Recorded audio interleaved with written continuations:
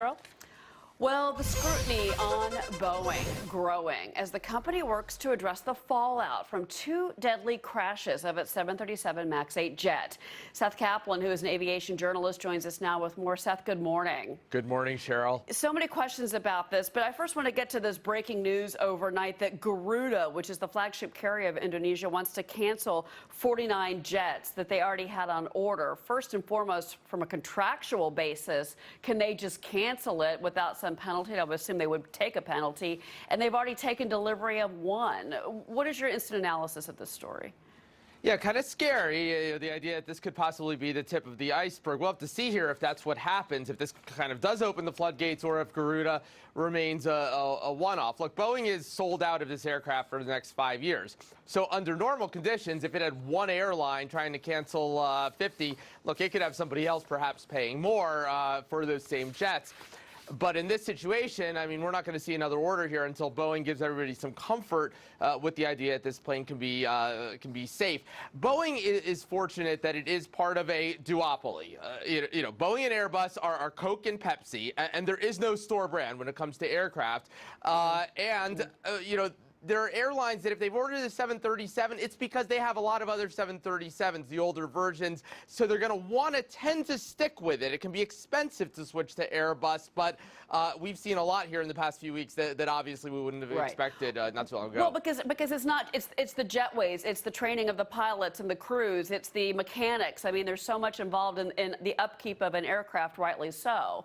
So I think that you're correct that a lot of airlines are going to likely stick with Boeing, and Garuda may be acting hastily. And again, I think there's going to be a financial penalty on that. I want to move, though, to what Boeing is doing here. They reportedly are going to add a warning light to the 737 MAX. It would basically tell pilots when these two sensors are in conflict, and that the measure of the plane, what the sensors are saying, that the measuring of the plane, the nose down, if you will, is in conflict with what the sensors are telling you.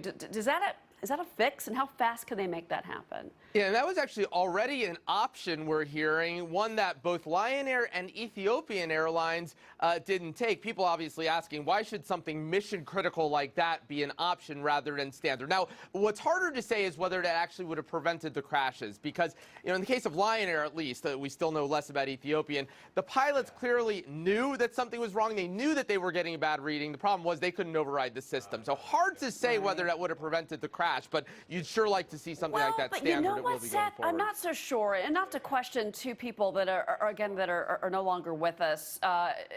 But at the same time, there are reports that that Ethiopian Airlines pilot, the recent crash, he had never even been in a simulator for a Boeing 737 MAX. I mean, I would think that would be standard training. Yeah, and that was part of the pitch here from Boeing, was that you didn't need simulator training for this new aircraft. In this case, he was, based on these reports, due to get the MAX 8 simulator in particular later this month. We all know what happened there. So again, would he have been able to successfully override the system? We don't know.